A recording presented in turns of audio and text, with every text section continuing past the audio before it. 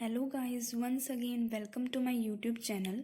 So in today's video I will be discussing about economics topic cost. So cost को हम हिंदी में बोलते हैं कीमत, या इंग्लिश में बोलें तो कोस्ट को हम बोलते हैं सेक्रीफाइस. फॉर एग्जाम्पल, अगर हम अपने शॉपकीपर के पास जाते हैं किसी कमोडिटी को खरीदने के लिए, तो कमोडिटी को खरीदने के बदले हमें पैसे देने पड़ते हैं, यानी किसी चीज़ के बदले किसी चीज़ को देना पड़ता है, किसी चीज़ का सेक्रीफाइस करना पड़ता है. तो अब हमने उस कमोडिटी के बदले हमने मनी का सेक्रीफाइस किया, तो वो जो मनी है वो उस कमोडिटी की कोस्ट हो जाती है. सो इसलिए कोस्ट का मतलब होता है सेक्रीफाइस करना, यानी कि कीमत, किसी चीज़ की, किसी कमोडिटी की कीमत. फिर इकोनॉमिक्स टर्म में हम जब कोस्ट के बारे में पढ़ते हैं तो हम शॉर्ट रन के बेसिस पे भी पढ़ते हैं और लॉन्ग रन के बेसिस पे पढ़ते हैं. अब शॉर्ट रन और लॉन्ग रन में सेम ही कोस्ट हैं, जैसे टीसी, एसी, एमसी, बस थोड़ा सा डिफरेंस है.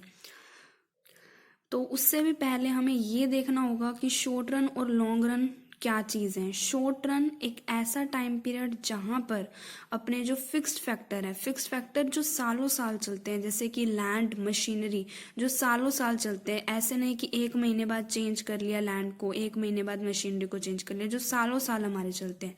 तो शॉर्ट रन के अंदर जो हमारे फिक्स्ड फैक्टर जो होते हैं वो सेम रहते हैं, और जो हमारे वेरिएबल फैक्टर यानी कि जो चेंज होते रहते हैं, जैसे कि इलेक्ट्रिसिटी बिल हो गया या वेजेस देनी है वर्कर को, वो चेंज होते रहते हैं. तो शॉर्ट रन एक ऐसा टाइम पीरियड जहाँ पर हमारे फिक्स फैक्टर जो होते हैं वो सेम रहते हैं, बट जो वेरिएबल फैक्टर होते हैं वो उनमें चेंजेस आता है. और लॉन्ग रन एक ऐसा टाइम पीरियड जहाँ पर हमारे फिक्स्ड और वेरिएबल दोनों फैक्टर ही चेंज आते हैं. और फिक्स फैक्टर से मतलब जो हमारे सालों साल चलते हैं, जैसे कि प्लांट, मशीनरी, लैंड, एंड जो वेरिएबल फैक्टर जो हम चेंज होते रहते हैं, जैसे कि इलेक्ट्रिसिटी बिल हो गया, महीने टू महीने होता है, या वेजेस देनी हो गई, सैलरी देनी हो गई वर्कर को, वो चीज़ हमारी वेरिएबल फैक्टर है. तो जब भी हम कोस्ट कंसेप्ट पढ़ते हैं इकोनॉमिक्स में तो हम शॉर्ट रन और लॉन्ग रन के बेसिस पे पढ़ते हैं. अब जो शॉर्ट रन और लॉन्ग रन में वही चीज़ है, टीसी, एसी और एमसी कोस्ट के बारे में हम पढ़ते हैं, और लॉन्ग रन में भी वही चीज़ है, बस थोड़ा सा डिफरेंस है. पहले हम शॉर्ट रन के बारे में पढ़ेंगे एंड देन हम लॉन्ग रन के बारे में डिस्कस करेंगे. So first of all TC, यानी कि हमारी जो टोटल कॉस्ट होती है उसे हम टीसी बोलते हैं. AC average cost and MC marginal cost. Long run में भी वही चीज़ है, बस थोड़ा सा डिफरेंस है, और वो क्या डिफरेंस है वो हम पढ़ेंगे इस वीडियो में. फिर हम पढ़ेंगे कि जो टीसी है यानी कि जो हमारी टोटल कॉस्ट है वो फर्दर डिवाइड है दो पार्ट्स में, और एसी जो है यानी कि जो हमारी एवरेज कॉस्ट है वो फर्दर डिवाइड है एएफसी एंड एवीसी के बारे में. सो पहले हम पढ़ेंगे टोटल कॉस्ट यानी कि टीसी के बारे में. TC, total cost. अब टोटल कॉस्ट जो होते हैं कि जब हम आउटपुट प्रोड्यूस कर रहे हैं, तो जो उस पर्टिकुलर आउटपुट को प्रोड्यूस करने में जितना भी टोटल खर्चा है, उन्हें हम टोटल कॉस्ट टीसी बोलते हैं. उन खर्चों को टोटल जो कॉस्ट होती है हमारी. So total cost is the cost of all resources necessary to produce particular level of output. एक particular level of output को produce करने में जितना भी टोटल खर्चा है, inputs को लाने में जितना भी खर्चा है, वो हमारी टोटल कॉस्ट हो जाती है. अब जो हमने अभी पढ़ा कि जो टीसी है वो टीएफसी और टीवीसी के अंदर क्लासिफाइड है फर्दर, तो इसलिए टीसी का जो फॉर्मूला होता है वो टीएफसी प्लस टीवीसी होता है. नेक्स्ट पॉइंट, जब हम टीसी के बारे में पढ़ेंगे तो नेक्स्ट पॉइंट ये है कि at zero level of output TC is not zero, TC will not start from the origin. अब ऐसा क्यों है, जो हमारा सेकंड पॉइंट है वो अब जब हम टीएफसी के बारे में पढ़ेंगे तब हमें इसका रीजन पता चलेगा. सो अभी के लिए जो टीसी है वो टोटल खर्चा, जो हम आउटपुट को प्रोड्यूस करने में जो टोटल खर्चा लगता है वो हमारी टीसी हो जाती है. अब ये जो हमारा जो टोटल खर्चा लग रहा है, अब वो जो टोटल खर्चा लग रहा है हमारा, वो या फिर तो वो हमारी fixed factor of the production पे लगेगा या फिर वो हमारे variable factor of the production पे लगेगा। और इसी बिहाफ पर कि वो फिक्स्ड फैक्टर ऑफ प्रोडक्शन पे लगेगा तो हम उसे टीएफसी बोल देते हैं, और अगर वो variable factor of the production पे हमारा जो खर्चा लगता है तो उसे टीवीसी बोल देते हैं, यानी कि टोटल वेरिएबल कॉस्ट बोल देते हैं।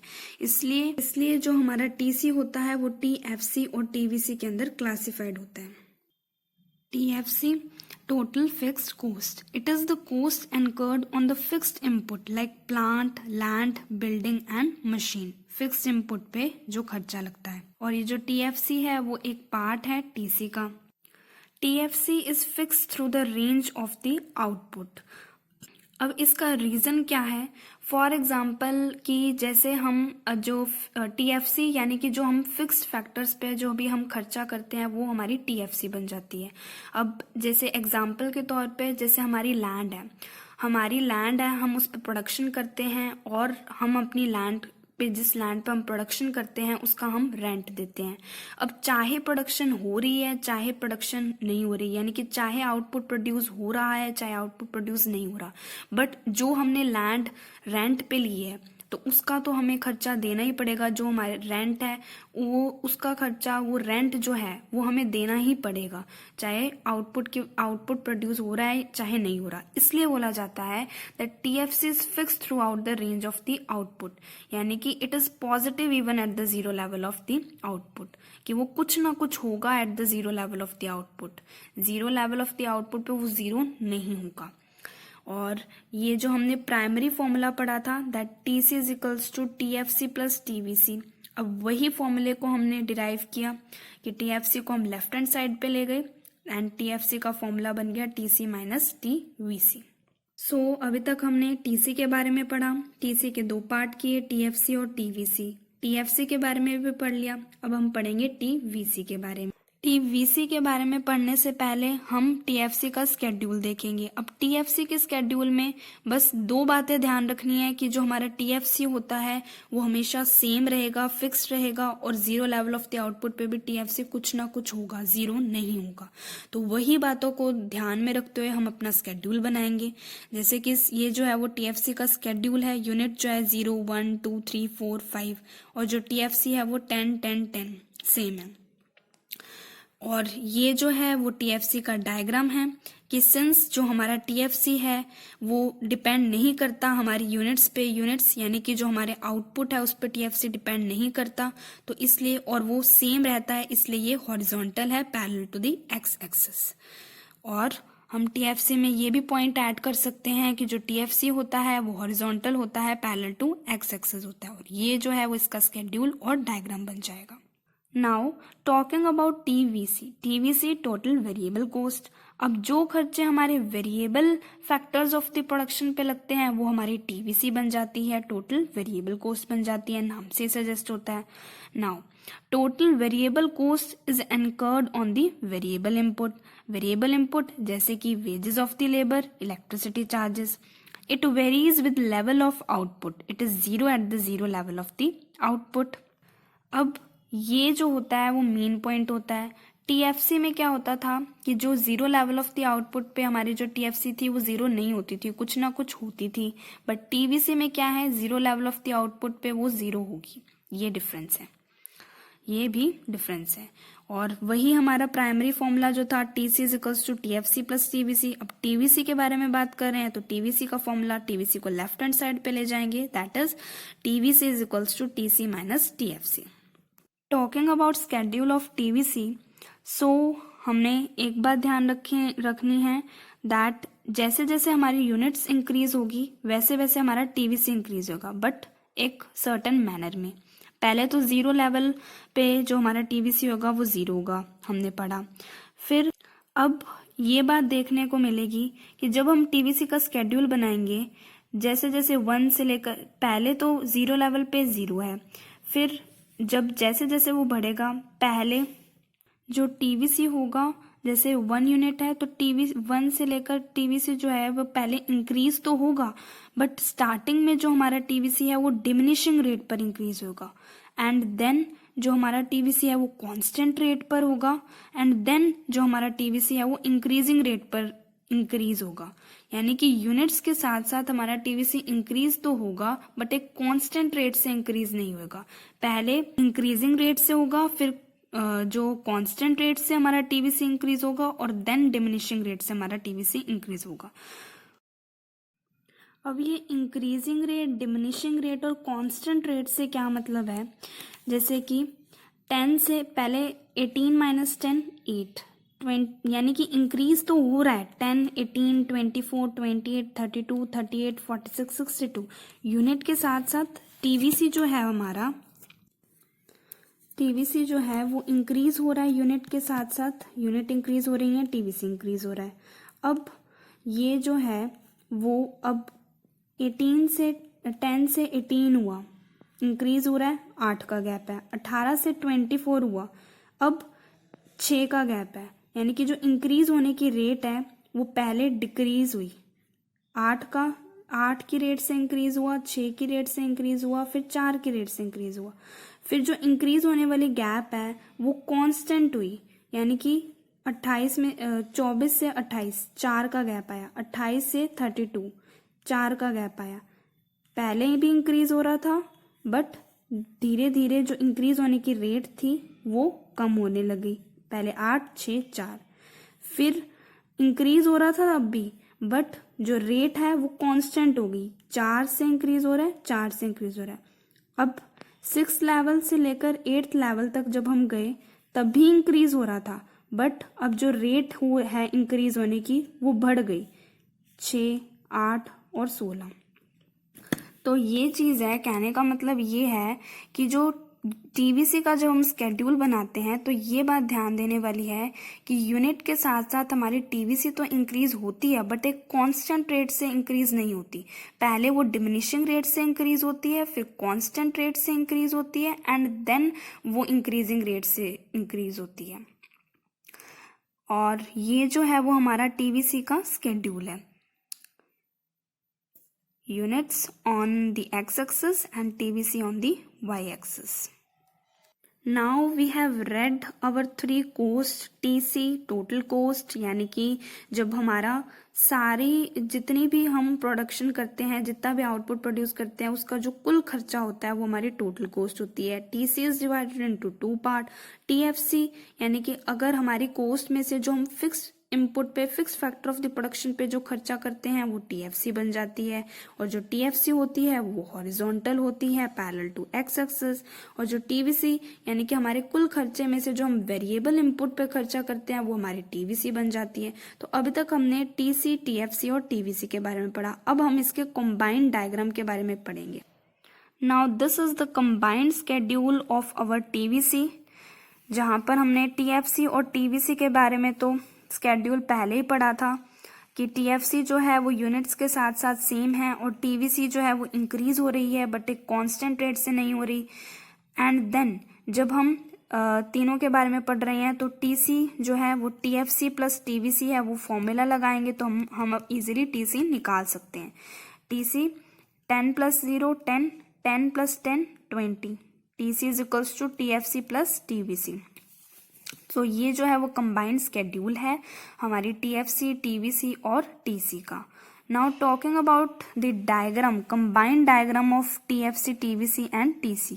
सो this is the combined diagram of TFC, TVC and TC, that कि जो हमारा दिस एक्स एक्सिस पे हमारी यूनिट्स हैं आउटपुट की, एंड सॉरी एक्स एक्सिस पे यूनिट्स हैं आउटपुट की, एंड वाई एक्सिस पे हमारा TC, TFC और TVC है। सबसे पहले हमने ये काम किया कि जब हम इकट्ठे बना रहे हैं तीनों को तो TFC बना लिया कि हॉरिजॉन्टल है, पैरेलल टू एक्स एक्सिस है हमारा TFC, तो TFC बना लिया। एंड देन हमने TVC अभी पढ़ा था, TVC इस शेप में हमारा TVC बन गया। फिर जो हमारा TC था, अब जो क्वेश्चन अराइज हुआ था जब हमने TC पढ़ा था कि जो TC होता है वो कभी भी ओरिजिन से क्यों नहीं ओरिजिनेट होता, या TC जो है वो कभी भी जीरो नहीं होता। अब इसका आंसर यहाँ पर है। अब ये जो TC है वो जीरो से ओरिजिनेट नहीं है, वो TFC वाली लाइन से, जहां से TFC वाली लाइन स्टार्ट होती है वहां से ओरिजिनेट हो रहा है। अब ऐसा क्यों होता है दैट टीसी जो है वो जीरो से ओरिजिनेट नहीं होता? इसका रीज़न ये है बिकॉज हमने पढ़ा दैट टीसी जो होता है वो टीएफसी प्लस टीबीसी होता है। अब हमें पता है कि टीएफसी कभी भी ज़ीरो नहीं होता और टीएफसी जो है वो हमारा कभी भी ज़ीरो नहीं हो सकता और टीसी जो है वो टीएफसी प्लस टीबीसी है। तो इन्हीं दोनों चीज़ों को देखते हुए कि टीएफसी कुछ ना कुछ होगा, even at the zero level TFC कुछ ना कुछ होगा, पॉजिटिव होगा, वो जीरो नहीं होगा। तो इसलिए हमारा जो टीसी होता है वो कभी भी जीरो नहीं होता, क्योंकि टीसी जो होता है वो टीएफसी और टीबीसी से बना होता है।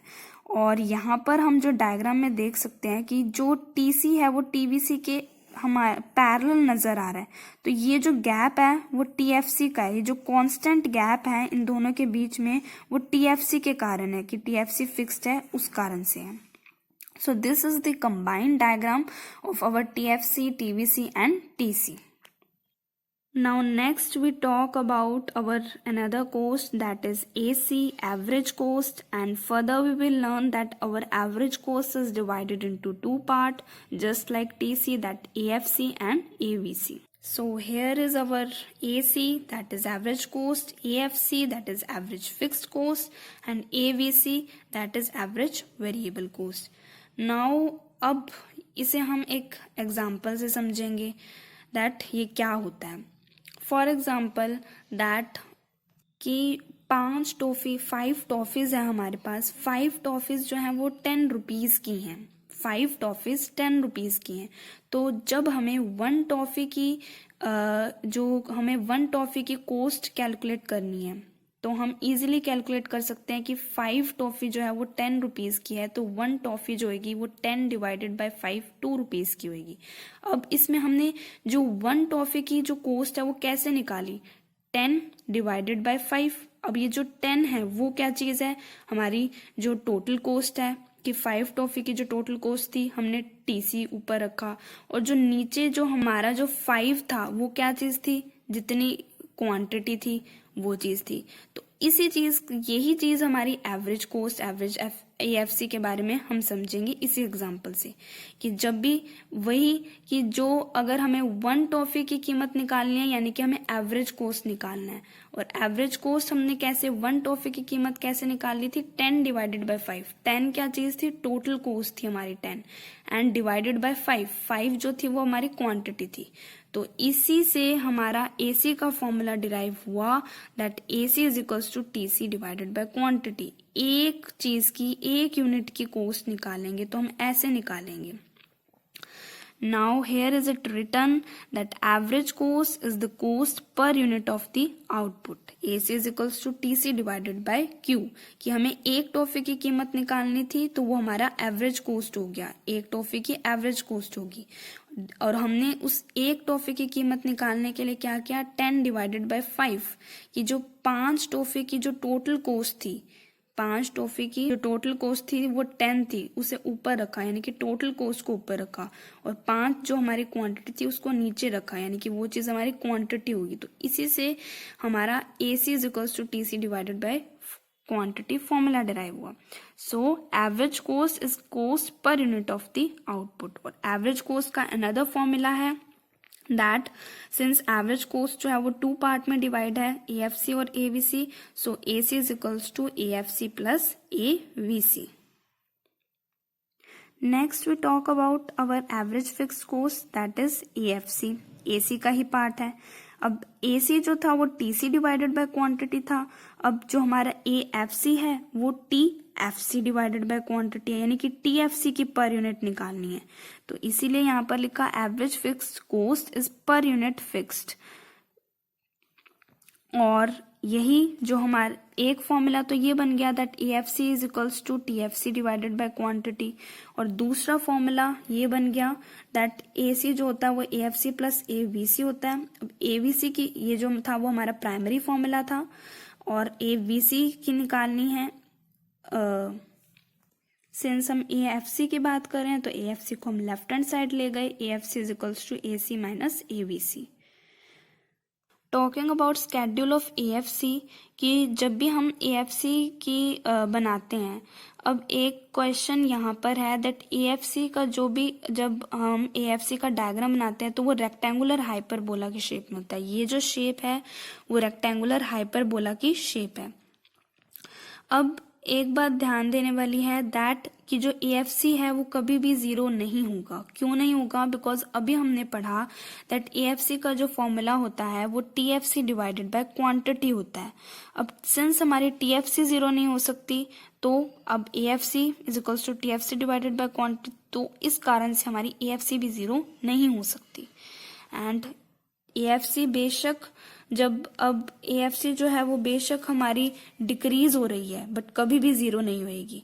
और एएफसी कैसे निकालेंगे? टीएफसी की वैल्यू हमें पता थी, सब सेम रहती है, सब सेम कर दिया, और फिर फॉर्मूले से हमने एएफसी का फॉर्मूला लगाकर that is equals to TFC divided by quantity हमने एएफसी निकाल ली। And this is the shape of rectangular hyperbola. जो एएफसी का जो डायग्राम बनता है वो रेक्टेंगुलर हाइपरबोला की शेप में बनता है। Talking about AVC, again AVC जो होती है वो पर यूनिट किसकी होती है? वेरिएबल कॉस्ट की होती है। AVC is equals to TVC divided by quantity. And जो प्राइमरी फॉर्मूला था एसी का वही हमने यूज किया कि एवीसी की बात कर रहे हैं तो एवीसी को लेफ्ट हैंड साइड पे ले गए, AC minus A of our AVC. U shaped, जो हमारा एवीसी का डायग्राम होता है वो यू शेप्ड का होता है। And talking about schedule, that वो यू शेप का इसलिए होता है कि पहले तो वो फोल होता है, जैसे कि हमने टीवीसी पढ़ा, पहले तो टीवीसी की वैल्यू लिख ली हमने और फिर फॉर्मूले से हमने एवीसी पे आ गए, एवीसी निकाल लिया हमने। नाउ अब जो क्या यू शेप्ड होता है, तो अब ये जो यू शेप्ड है वो क्यों होती है कि पहले तो हमारा जो एवीसी होता है वो डिक्रीज होता है, फोल होता है, इसलिए 10 से 9, 9 से 8, 8 से 7 फोल होता है, ठीक है। एंड देन फिर कांस्टेंट हो जाता है हमारा टीवीसी 6.4, 6.3, ऑलमोस्ट कांस्टेंट हो जाता है हमारा टीवीसी। एंड देन फिर बढ़ने लगता है हमारा टीवीसी 6.6 एंड 7.8 बढ़ने लगता है। तो इसलिए हमारा जो टीवीसी है उसकी जो शेप होती है वो यू शेप्ड होती है, कि पहले वो फोल होता है, फिर थोड़ा कांस्टेंट होता है एंड देन वो बढ़ता है। सो जो एवीसी की शेप होती है वो कैसी होती है? U shaped. और स्केड्यूल हम ऐसे लर्न कर सकते हैं कि हमने टीवीसी अभी पढ़ा था, टीवीसी की वैल्यू याद हो गई और फिर फॉर्मूले से हमने एवीसी निकाल लिया। सो अभी हमने पढ़ा एसी, एएफसी, एसी के पार्ट, एएफसी एंड एबीसी के बारे में कि एवरेज निकालनी है, पर यूनिट निकालनी है। अब किसकी पर यूनिट निकालनी है? अगर एवरेज कॉस्ट की बात करें तो पर यूनिट की टोटल कॉस्ट की निकालनी है, तो एसी का formula TC divided by quantity. जब एएफसी की बात करते हैं तो पर यूनिट किसकी निकालेंगे? टोटल फिक्स्ड कॉस्ट की निकालेंगे, तो एएफसी का फॉर्मूला होगा TFC divided by quantity. And जब हम एवीसी की बात करेंगे तो पर यूनिट किसकी निकालेंगे? वेरिएबल कॉस्ट की, टोटल वेरिएबल कॉस्ट की निकालेंगे, इसलिए एवीसी का फॉर्मूला होता है टीवीसी डिवाइडेड बाय क्वांटिटी। और एसी के पार्ट होते हैं AFC and AVC. And this is the combined diagram of our AFC, AC and AVC। कैसे बनाएंगे? एक्स एक्सिस पे हमने यूनिट्स ले ली और जो हम AC, AVC और AFC की बात करें तो वो हमने वाई एक्सिस पे ले लिया। अब सबसे पहले तो हमने पढ़ा था दैट AFC की शेप होती है वो रेक्टेंगुलर हाइपरबोला होती है, बट वो कभी भी जीरो नहीं होगा, यानी कि कभी भी हम एक्सिस को टच नहीं करेगा, एक्स एक्सिस और वाई एक्सिस को कभी भी टच नहीं करेगा। तो इसलिए ये जो है वो हमारा एएफसी है, रेक्टेंगुलर हाइपरबोला की शेप, एएफसी। सबसे पहले हमने एएफसी बना लिया। एंड देन हमने पढ़ा था एवीसी जो होता है वो यू शेप्ड है, कि पहले एवीसी जो है ये जो है वो एवीसी की लाइन है, पहले एवीसी फॉल होगा, फिर थोड़ा कांस्टेंट होगा एंड देन फिर इंक्रीज होगा, यू शेप्ड है। एएफसी बन गया और अपना एवीसी बन गया। एंड देन जो हमारा एसी होता है वो भी यू शेप्ड होता है, बट जो एएफसी और एवीसी से एसी जो होता है वो बड़ा होता है, ऊपर होता है बट यू शेप्ड ही होता है, बट ये ऊपर होता है AFC और AVC से, because AC is equals to AVC plus AFC. So this is the combined diagram of our AC, AFC and AVC. Now we talk about the marginal cost. Marginal cost is increase in the total cost when output is increased by the 1 unit. अब इसका क्या मतलब है हम schedule से समझेंगे. पहली बात, जो MC का फॉर्मूला होता है वो डेल्टा TC यानी कि change in TC divided by change in quantity. अब इसका क्या मतलब है, MC मतलब होता है एडिशनल यूनिट. अब एडिशनल यूनिट कैसे, हमने formula delta TC divided by delta Q, यानी कि एक एडिशनल यूनिट से कितना एक एडिशनल यूनिट से हमारी कितनी कॉस्ट है एक एडिशनल यूनिट की, वो चीज़ हमारी MC होती है. अब जैसे सेकेंड यूनिट का निकालना है तो 28 minus 28 and change in quantity 8 divided by 2 minus 1, so 8 divided by 1 8.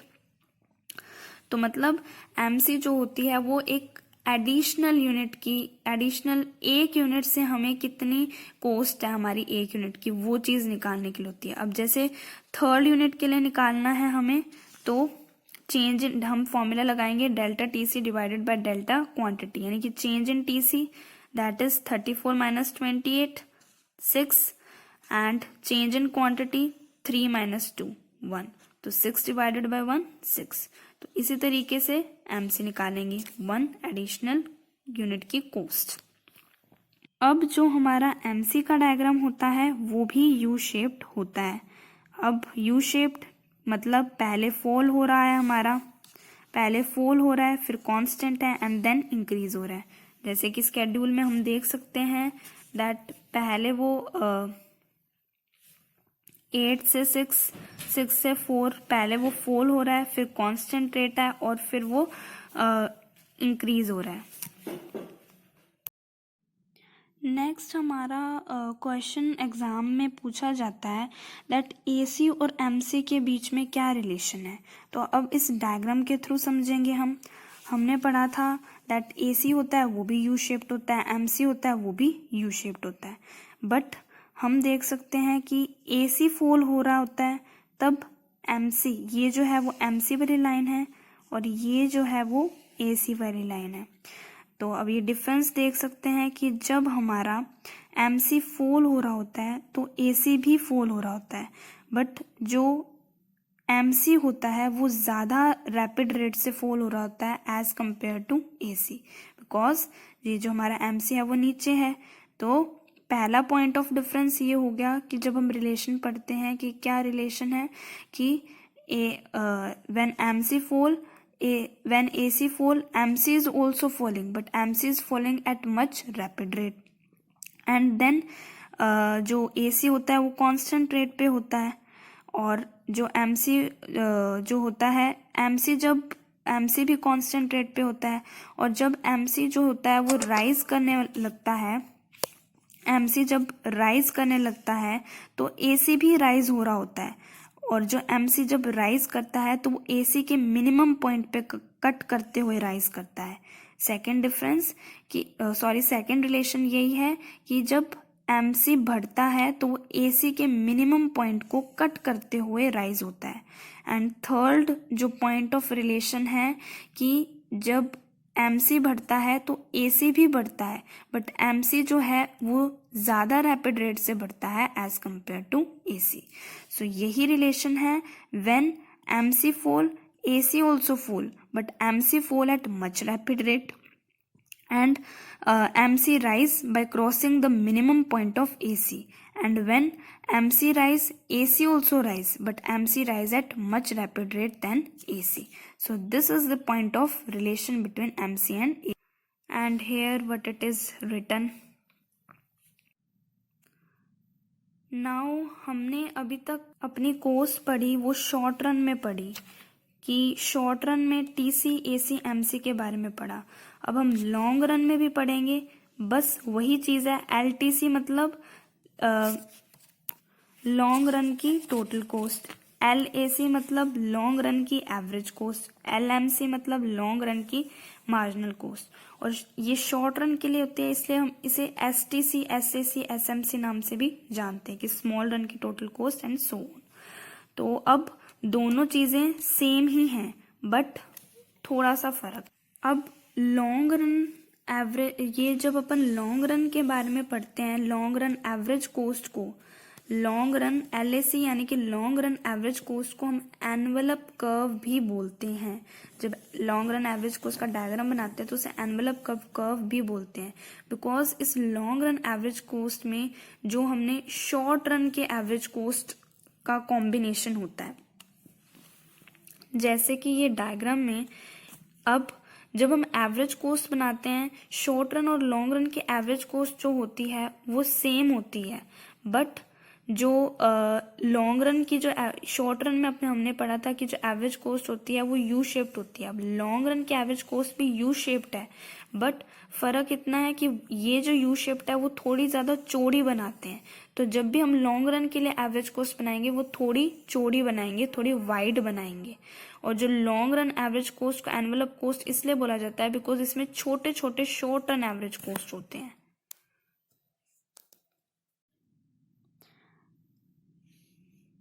तो ये जो है वो लॉन्ग रन एवरेज कॉस्ट है और इसके अंदर छोटे छोटे जो शॉर्ट रन एवरेज कॉस्ट छिपे हुए हैं।